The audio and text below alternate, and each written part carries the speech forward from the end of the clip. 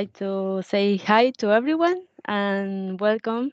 Sorry that I don't have my video, but the camera is not working. Oh, Um, yes, nobody seeing you. so thank you all for joining us today, and a big thank you to you, Lothar, to be able to share your work, and of course to Orlando as well. Few words before it starts. We will have the presentation, and at the end, we will have a Q&A session. So you can write it down in the chat box, the question, or you can just raise your hand, pressing the button of the hand, and that's totally fine as well. Then, if you or someone else that you know weren't able to be here today, the presentation will be recorded and posted on the YouTube channel of the EAG. So thank you very much to all of you. It is just 1 o'clock and a minute. So if you want, you can start. If not, we can wait 2 or 3 more minutes more. As you wish. I will leave you the Okay. virtual floor to you, Lothar, and thank you Yeah, very thank much. you. Yeah, yes. Yeah, thanks a lot. I start very slowly that people that are coming in uh, Yes. are not missing too much. So yes, um, this conventional versus high resolution seismic of the Wisting field, a comparison. This is the title. This is a co-production of Orlando and myself. I was external supervisor of Orlando, and he is now working for Schlumberger like myself.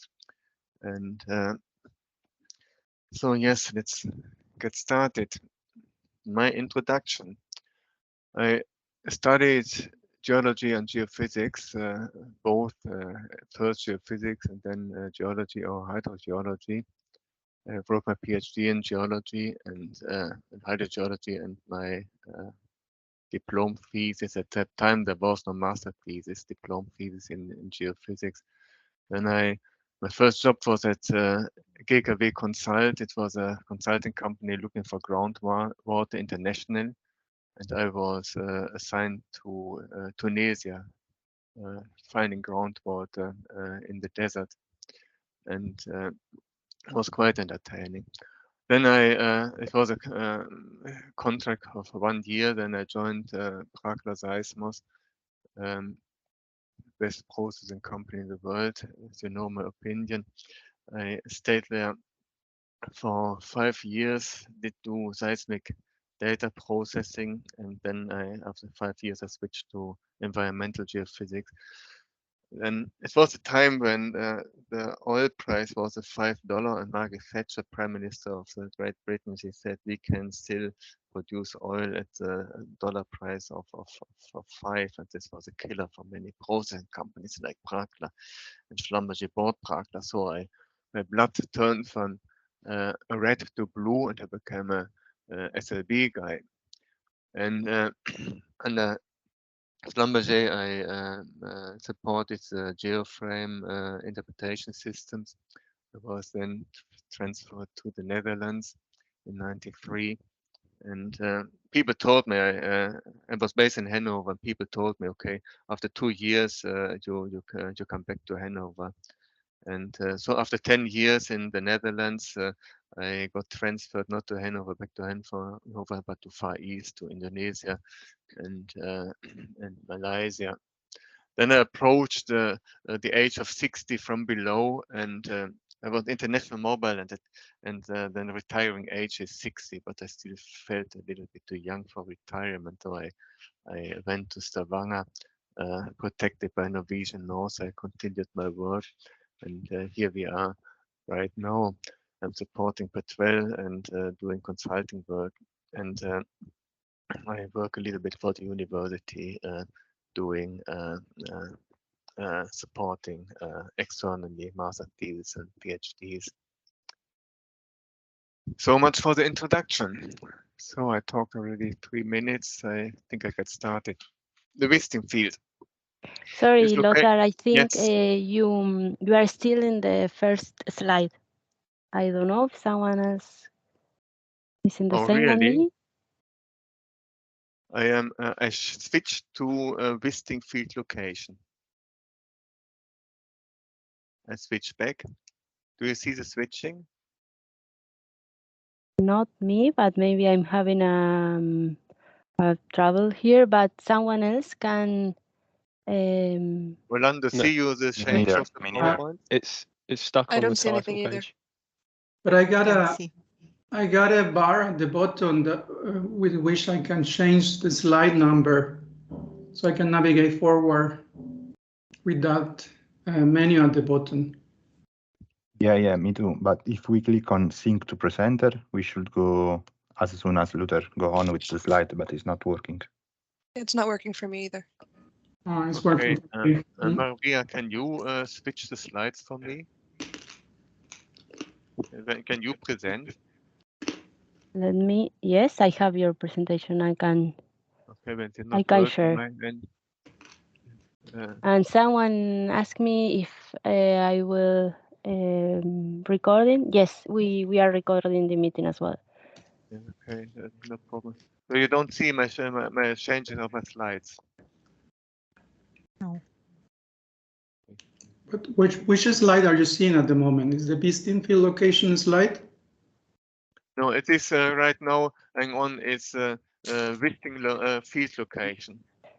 Now Can I you- think I'm sharing. Can you see my screen? Yes. Okay, Yes. I will change to the second. I think you were talking about this. Yes. Hang on, I need Perfect. I will and- move to the next one. Let me know when you need it. I will change. So where are we? Now I see my second slide, Wisting field location. I see this. I think, can you scroll down, Maria? Yes, okay. Then let me do it like this. So yes, I have an assistant, and this is nice because I don't need to push the button. It means less work for me. Can you please go to one slide back? Yes, here we are. Wisting field is located in the Arctic Circle, and between as you see on the map, between the Maud Basin and the Hupfold complex, 300 kilometer offshore from the Norwegian coast. The main reservoir is about 250 meter below sea bottom. Water depth is 400 meter, and OMV they drilled a horizontal well into the main reservoir, the Still formation, 250 meter below sea bottom, and it is artwork, I would say. Next slide, please. Yeah, high resolution seismic. What does this mean? On the right figure, we see the power spectrum of the high resolution seismic in pink, and as compared to the conventional seismic in blue. The horizontal line is the minus 10 dB line. Minus 10 dB means that the frequency, it has an amplitude crossing this minus 10 dB line. This amplitude is 10% of the maximum amplitude. Here the maximum amplitude is about, I would say 55 Hertz, and the pink curve is crossing the 10 dB line at 7 Hertz and at 185 Hertz. So at these 2 points, the amplitude at its frequency is, at these 2 frequency is 10% of the maximum amplitude. This is the way how you read the power spectrum. The conventional seismic has a frequency range of 10 to 70 Hertz. To the left, we see some time slices, and one time slice is 650 milliseconds. To the left, the time slice conventional seismic. To the right, high resolution seismic. When you see very closely, then you may observe a pattern on the high resolution seismic. This is a polygonal fault structure. I come back to this later. And on the left side, conventional seismic, it's blurred. You see nothing. At 750 milliseconds, time slice looks a little bit better. We see the orthorhombic fault pattern, and on both on the conventional seismic as well as on the high resolution seismic. But the figure self-explains when it comes to the gain that we get, the gain in information we get from the high resolution seismic. Next slide. Yes. The target is very shallow, 200, 300 meter below sea bottom. So this means that the maximum offset angle is at the target is about 10 degrees. It means you cannot do any AVO analysis. The streamer length is just 100 meter because of the low angle. We cannot use a larger angle because of all the noise waves that are coming in, would come in, making our life difficult. The bin size is 3.1 times 3.1 meters, so that means a trace spacing of about 3 meters. As hydrophone was used a P cable. This is specially designed for high resolution. And yeah, so much for the acquisition. Next slide. Yeah, this is the outline of the survey in red. It's the outline of the both high resolution and the conventional seismic survey. I'm not discussing all the data of the covered by the survey, but this small green rectangle around the black point, this is our well. I call it well A. In the middle, as you see the Hecklingen formation, the map of the Hecklingen formation with the well A, and the yellow line is the navigation of the seismic section that we see on the right side. I'm pretty much focusing on this seismic section and on the well and the two faults that you see at the left and to the right of the well. Next slide, please. A quick look at the tectonic. The same section is the same section that you see in the previous slide, and I have now color coded the geological time.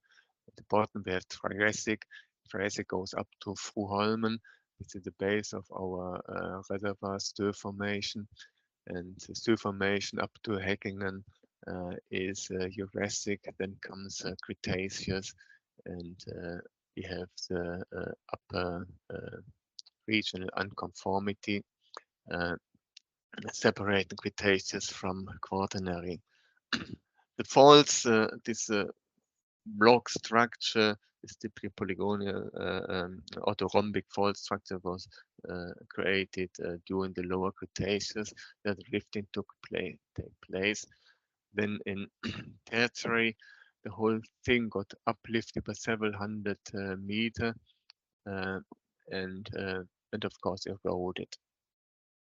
So this, in short, the story of the tectonic history of the thing. Next slide, please. Quick look at the stratigraphy.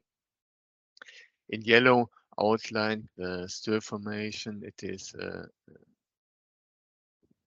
basically quite clean sand with some locally some shale and silt. Below the stir formation, we have the thru. This is Triassic reservoir, relative poor quality, and below thru is it's shale basically. Above the stir formation, we have a large shale package, and it is not homogeneous, as you see. We have between the stir formation and coal deformation quite a number of marked seismic horizons. I will come back to this a little bit later. then Collier and Coloman still shale, but a different character. You see the pattern, the fault pattern coming from our polygonal fault pattern coming from dewatering, and then we have the quaternary sediments. Next slide, please. Yes, this is now our well A. We see to the left the gamma ray and low gamma ray values for our reservoir, the stir formation. Next to the gamma ray is a Newton density cross plot, followed by the facies log. Then we have the summation log showing the shale and sand, and in green the oil, blue the water as a poor content. Then to the right we have the impedance and the young modulus. The Newton density log is a nice way to distinguish between the different lithologies. For instance, shale and sand. The Newton porosity is measuring the hydrogen, is measuring the hydrogen concentration using newtons. The newtons they are reflected, the hydrogen molecules and registered, and it gives me for clean sand a pretty good idea about the porosity. Unfortunately, shale is full of water molecules, so the Newton porosity shows a large porosity for shale. And so when I'm dealing with sand and the Newton porosity is very low, the density is very low. The display of the Newton porosity is from left to right. Left high porosity values, right low porosity values. This is just reverse order. And density left low and right high density. When I look at my stir formation, I have low density and low Newton porosity. So Newton porosity is reversely displayed, and this and therefore we can nicely color code the area between low density and low Newton porosity. For shale, it's the other way around. The Newton porosity has high values, density has high values, Newton porosity reversely displayed, and boom, we have our gray area. Below the stir formation, we have the thru is a gamma ray, has higher values. You see as the summation log, shale is about 50%, and 50% shale, very heterogeneous.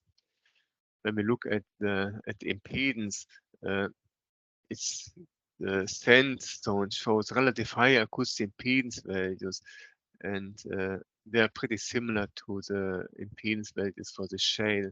The upper part, or the depth range is above the stir formation. It's all shale, as you see in the summation log, and the acoustic impedance has partly lower values than the stir formation. This is a little bit unfortunate because we cannot use impedance for identifying sand. In the upper part around the Collier formation, we see spikes in the impedance, high impedance values. This is probably linked to carbonate and dolomite. The Young modulus is a measure of the brittleness or ductility. We have in the upper part low Young modulus value, so it is ductile. The lower part from stir formation downwards, the Young modulus values are very high, about 20 gigapascal or more, and so that is we can expect the lithology is more brittle. Next slide, please. Yes, it's a cross plot now of the acoustic impedance against the Young modulus on the left side, and to the right we have the acoustic impedance cross plotted against the effective porosity. The data is color coded with it's a facies. Yellow is a stir formation facies. Fruholmen. Sand is in, what is it, brown, and gray, it's shale. So first of all, very good correlation between acoustic impedance and young modulus. This is really nice because we have young modulus just at the well available acoustic impedance we get from the seismic inversion. So we have, in a way, more or less a direct measure of the young modulus when we look at the seismic inversion. To the right, we see that the shale is correlating nicely with the porosity of the shale correlate nicely with the acoustic impedance. So we have, for low acoustic impedance, we have a relative high porosity, 10-15%. It's not surprising because low acoustic impedance, we saw it on the last slide, means that the shale is a little bit reduced and the sand is coming in. The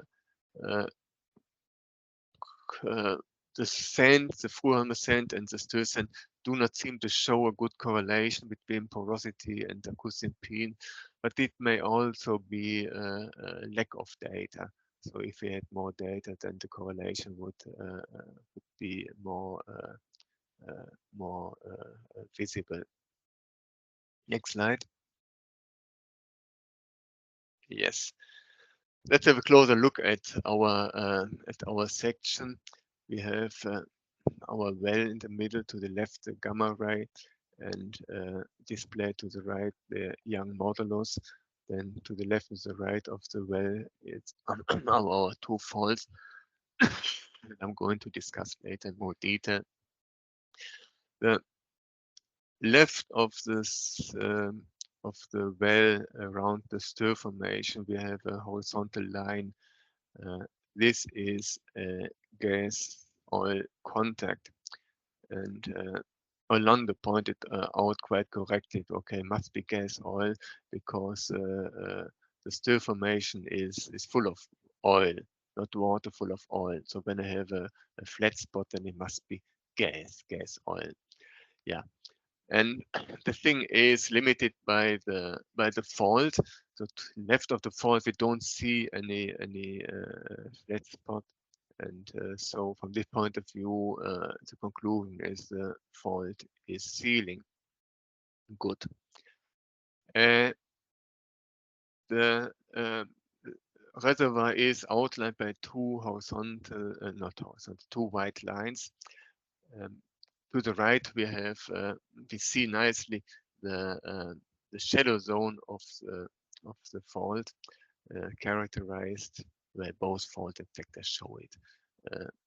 The shadow zone is characterized by the pull down of the seismic horizon. This is a velocity effect, as the velocities are changing laterally across the fault. This should be addressed by PSCM, by pre-stack depth migration. When I have a depth section of the seismic, the pull down effect should be largely reduced. This is not the case for this data set, and people, they don't know what's going on. Is it pull down effect, come to pull down effect by the shadow zone of the fault, or within the fault zone velocity anomaly? So people don't know. What we also observe is the smearing of the horizons into the fault zone, smearing in the upper part. In the lower part, the faults show a completely different characteristic. No, the thing is that the characteristics of the fault is changing at the point where my young modulus is increasing. So from stir formation downwards, I have high young modulus. This means we know this brittleness, and what is my fault doing? It does not show any smear. In the upper part, young modulus is small, ductile, and I see the smear effect. This is quite interesting to observe, and I may come back to this a little bit later. The left fault is showing a similar behavior. It is perhaps not that pronounced as, not that visible as on the fault to the right. Next slide, please. And a quick look at the seismic well tile. On the left, we have the tonic and the density. The density in blue, it shows a hole, and we close the hole with the help of the Gardner equation. So in order to get a continuous synthetic, then we have the acoustic impedance in brown, the second viewport. Then we see the wavelet that was used for the calculated synthetic trace that you see on the right side next to the seismic section. There we have the synthetic trace, and to the right of the synthetic trace, there's a trace, a seismic trace constructed along the well path. The wavelet is calculated from the seismic trace and the reflectivity using the algorithm of White. This algorithm has advantage that it gives me the phase spectrum as well, not just the power spectrum or amplitude spectrum, also phase spectrum. That means I get a better match between synthetic and the seismic when I convolve this wavelet with the reflectivity. What is jumping in our eyes is a near perfect match of the synthetic with the seismic. When we look at the upper part, Collier formation, we see on the seismic these three or four horizons. When we correlate these horizons with acoustic impedance, and we see that the acoustic impedance shows locally small anomalies. These are my assumed dolomite zones or carbonate zones. When we look at the stir formation in the lower part, I can clearly identify the top and the base of the stir formation. This is classic. And inside the stir formation, we have also some structure. Now let's have a look at the seismic belt of conventional seismic. Next slide. Yeah, what is happening to our stir formation? It's now represented by the negative lobe. That's all. When you want to map the stir formation, the top and the base of the stir formation on conventional seismic, it is obvious that the result will be subject to huge uncertainty. You can map it on the high resolution seismic, but on conventional seismic, this is yes, we can map the center of the stir formation, but we cannot map the outline, the top and the base. What is happening to our dolomite zones is represented by one thick positive lobe, and so much for the resolution of the conventional seismic. So we give us an idea what information is hidden to us when the frequency range is limited to, say, 70 Hertz. Next slide.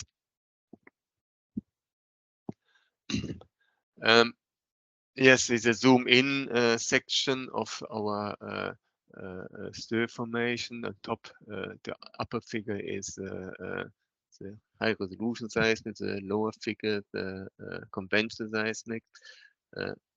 The gas cloud is jumping in our eyes. I mean, we see easily the flat spot.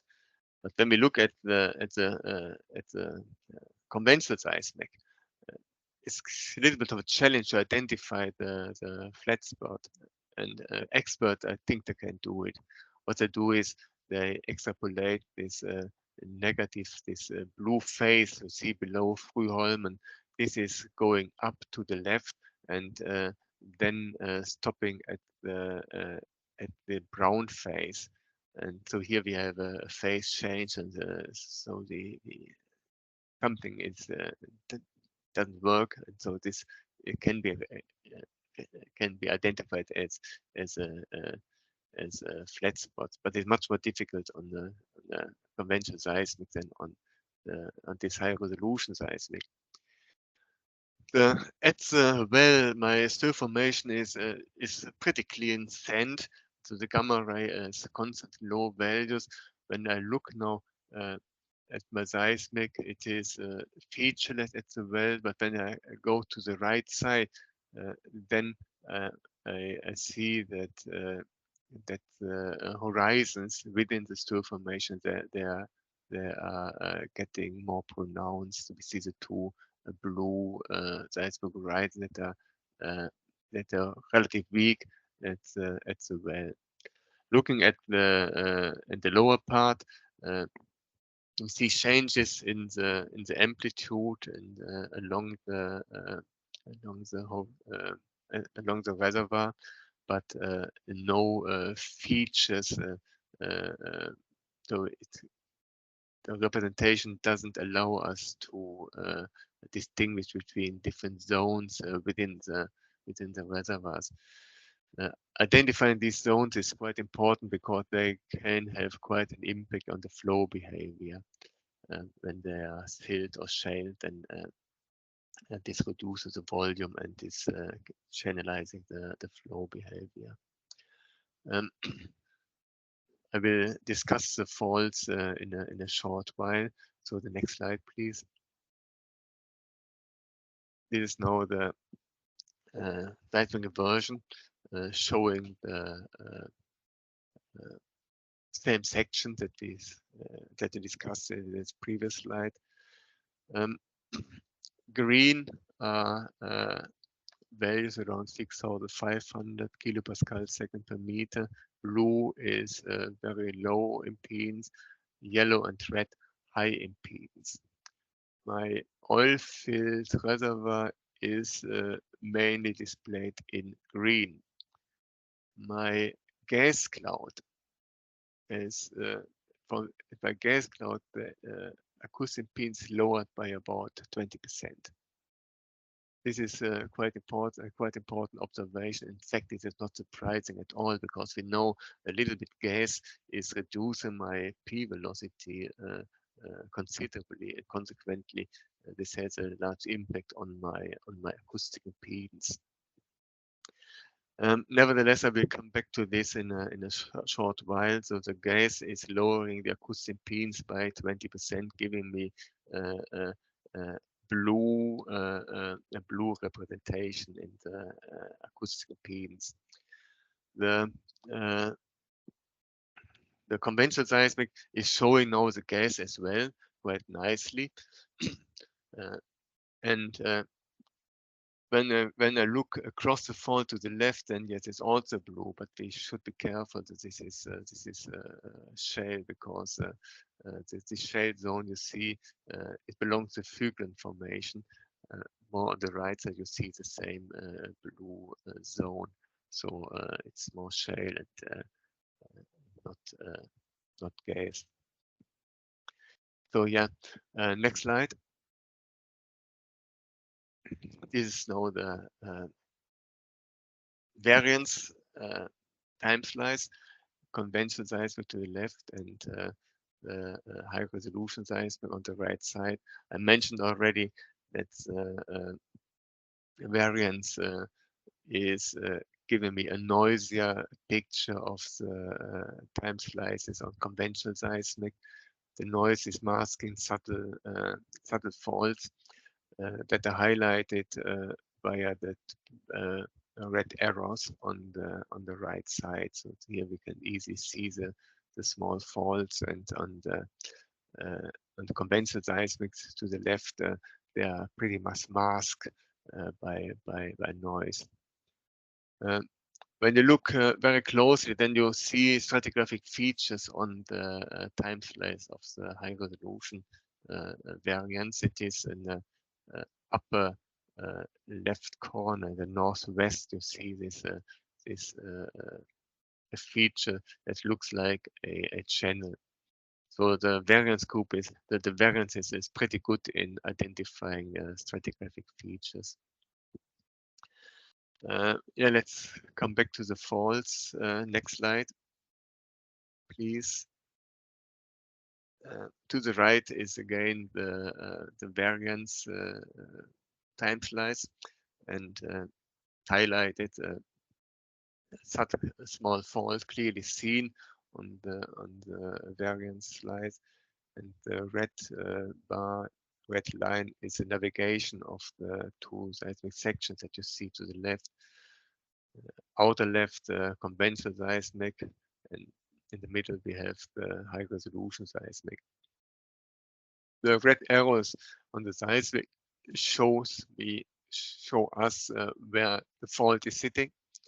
So no problem to identify it on the high resolution seismic, and on the conventional seismic is pretty much guesswork.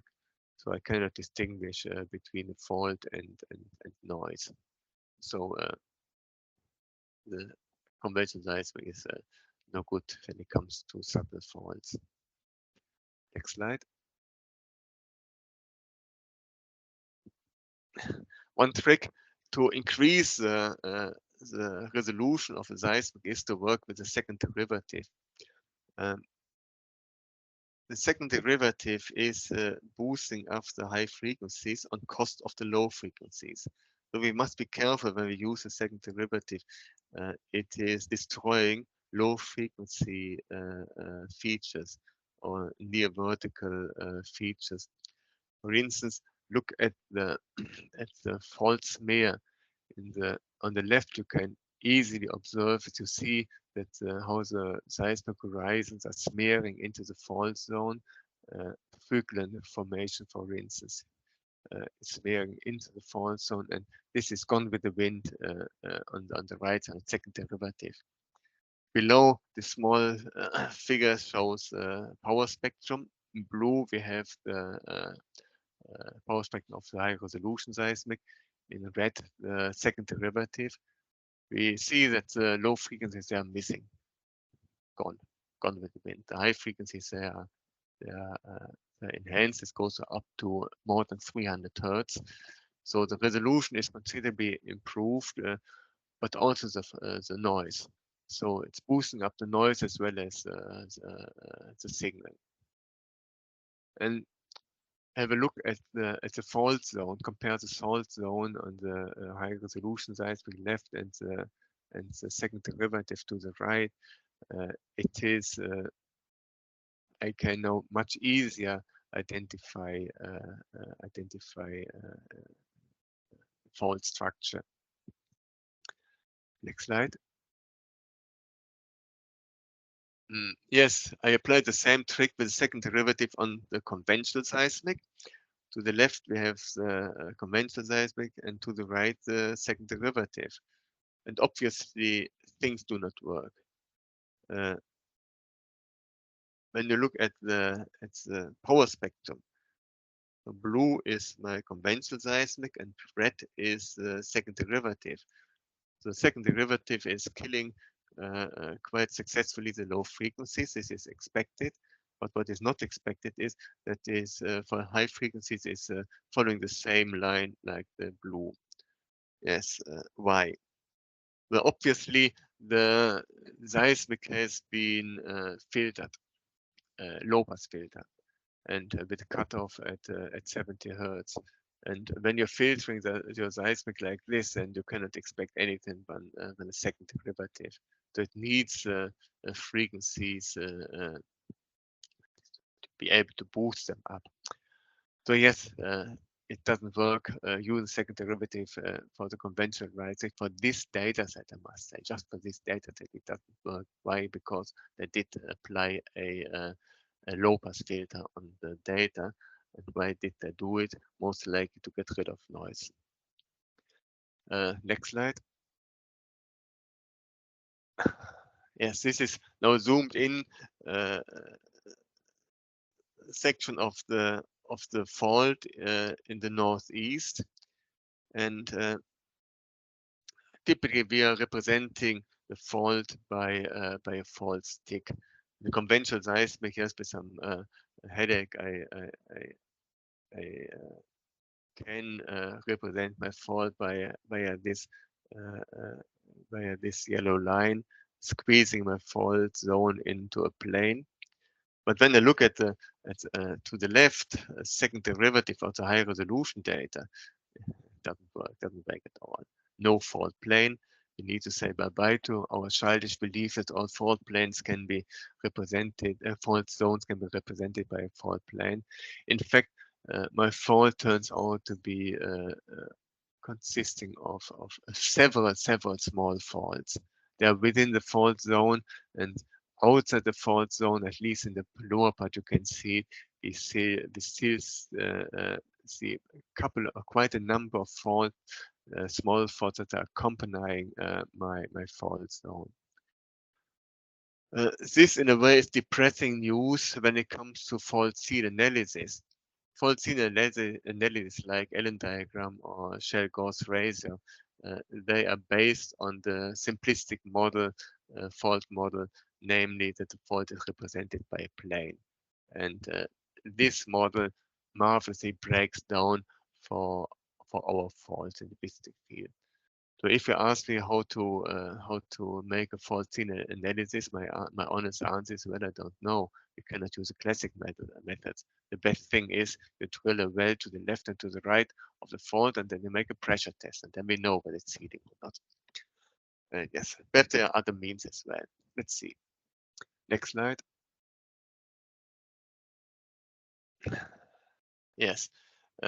Again, the fault northeast of the well. The well shows again the gamma ray and the Young modulus, and to the right the fault. Yeah. Let's focus on the inner fault zone that is represented by very low acoustic impedance values, and we know from the gas zone that the gas is lowering the acoustic impedance by 20%. Now, when I look at the inner zone of the fault, the low acoustic impedance values cannot be explained by the surrounding rocks that are smeared into the fault zone, simply because the surrounding rocks have a higher acoustic impedance, and that the process of faulting is lowering the acoustic impedance, I regard as highly improbable.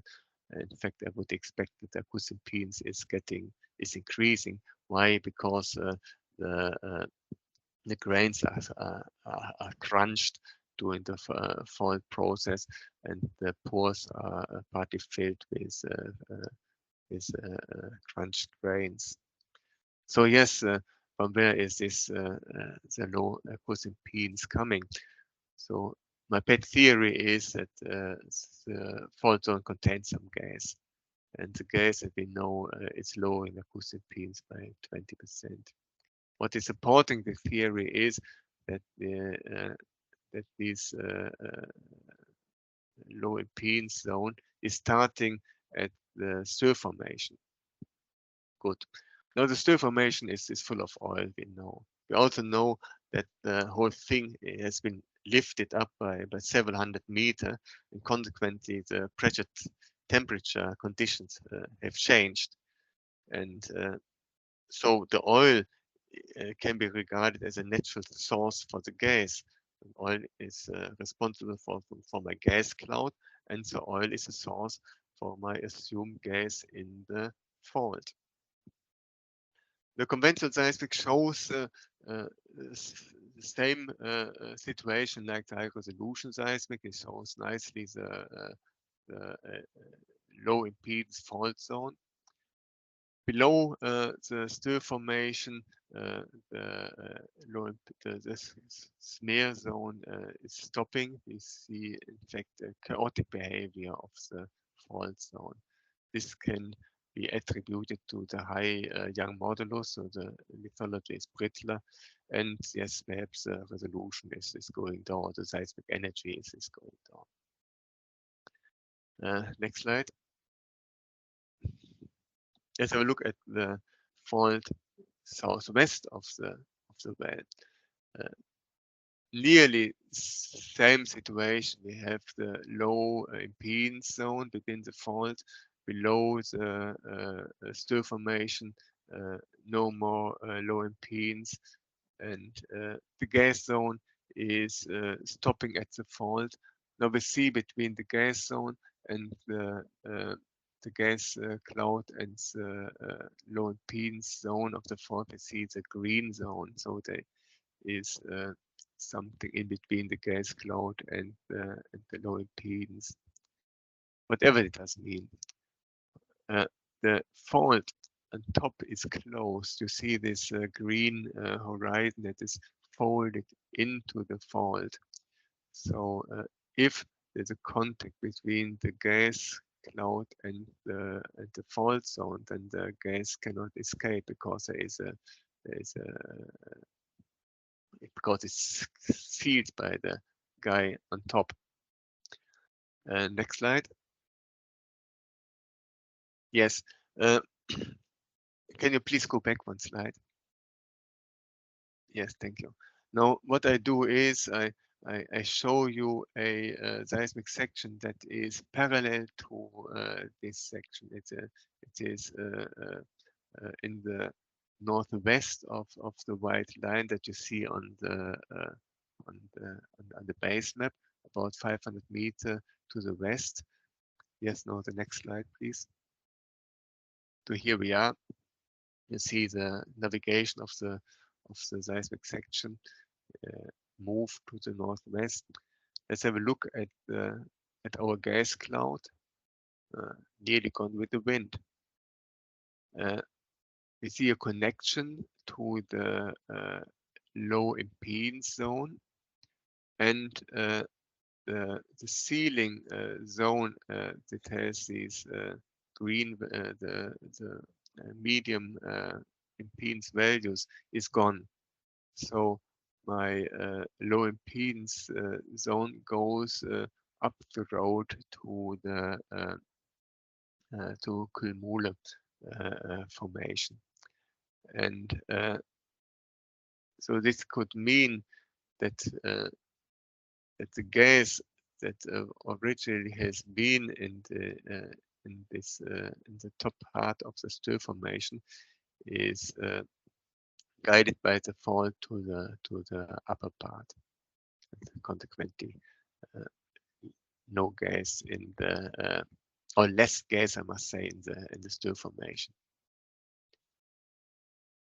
Next slide. Yeah. I compare now the upper part of the fault in the southwest and the northeast. In the northeast, we see a clear break indicated by the two arrows. So this horizon that is sealing my fault in southwest, in the northeast it is breaking. In the northwest, southwest, we observe the folding of this horizon into the fault zone and sealing apparently the low acoustic impedance zone. Why this different behavior? Now, this zone under discussion is as an increased acoustic impedance to the right. It goes from about 6,000 kilopascals seconds per meter on the left to more than 9,000 kilopascal second per meter. So the thing becomes more brittle, and when it's more brittle, then it's breaking easier. So this could be the explanation for the different behavior of the same zone. What is causing this large change in the acoustic impedance? I don't know. I can only speculate. For instance, cemented sand. Well, I have no clue. Next slide. Yes, this is now the last slide. It shows the variance time slice. The navigation of the time slice is shown in the small figure to the right. It's the yellow horizontal line. It's above the Schult formation, where I am in a shale zone that doesn't show much structure, but it shows this V-shaped fault pattern. On the time slice and the variance cube, the V-shaped fault pattern turns out to be a polygonal fault structure that can be caused, for instance, by dewatering of the shale.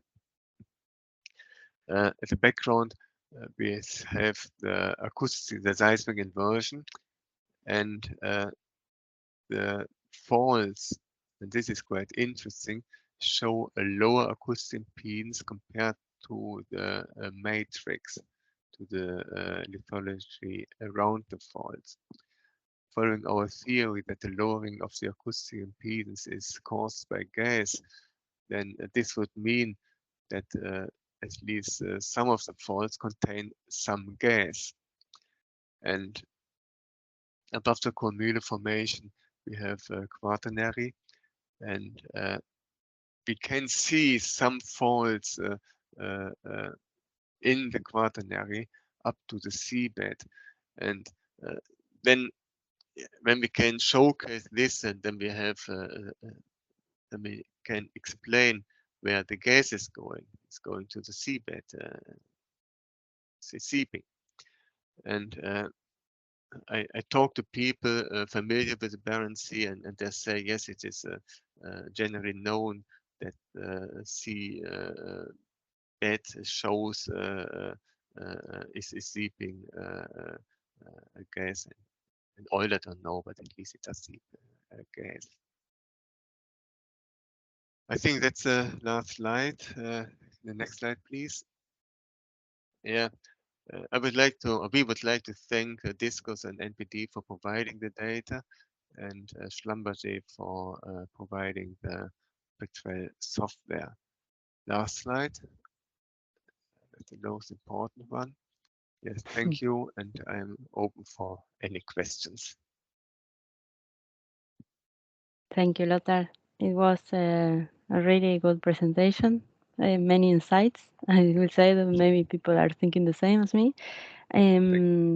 So yes, now you are welcome to ask questions to Lothar, and please go ahead. You can raise your hand or write in the chat box.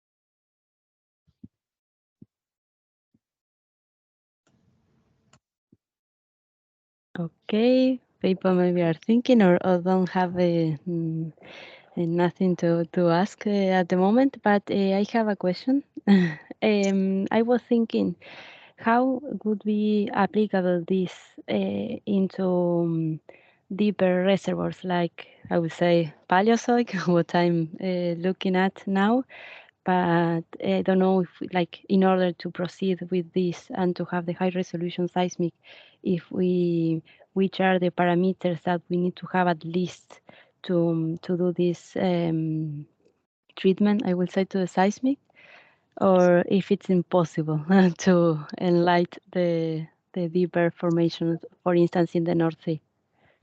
Well, it's at what depth it's a target in your case? Maria? Can you repeat? Yeah, in what depth is your target? It's around 3,000 to 5,000 from, I would say, Rodligen to the basement. If we would have a means to get this high resolution down to 3,000 to 5,000 meter depth, we would be rich. We could compete with our money with Elon Musk. So it's the problem is that the high frequencies are filtered out by the Earth, and it's up to a couple of 100 meter, 200, 300, 400 meter. We have high frequency, but then it's the frequencies are filtered. The high frequencies are filtered, and there is no way. People are looking at this, and they have no way to get the high frequencies down the road a couple of kilometers.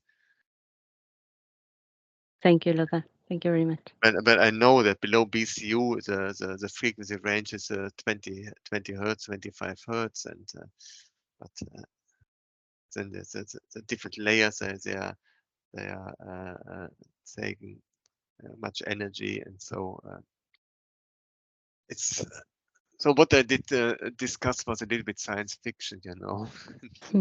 It's just an eye opener what information we just do not see because of the low resolution. Yeah, but it was great. We have a question in the chat box. So Norman is asking, are the polygonal faults related to the gas leakage, or what is the process forming them? Yeah. As far as I understand, these polygonal faults they are the result of dewatering. So we have shale sand layering. The sand is contains water, and due to the pressure, the water is moved out of the sand upwards, and this is producing the polygonal fault pattern. What role the assumed gas is playing, honestly, I don't know. Thank you, Lothar. Nestor has another question. Is the gas leakage preferentially on the east-west faults?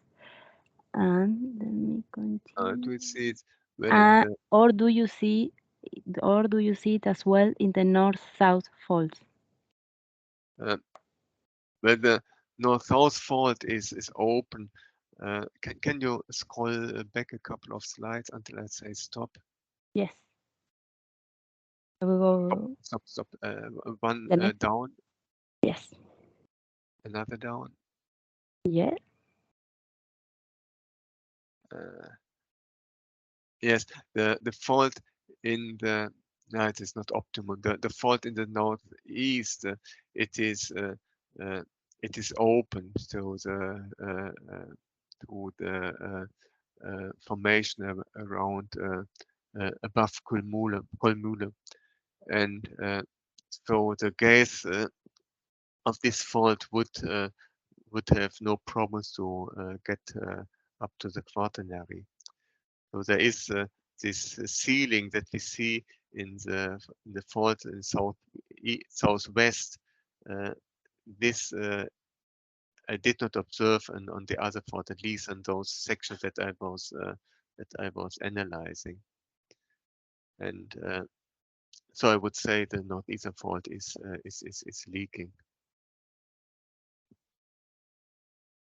And thank you very much, Lothar. My Nestor is writing. I don't know if he has another question or we will wait. Yeah, probably it's better to talk. Yes, it's better. Yeah. Go ahead. Easier No, than.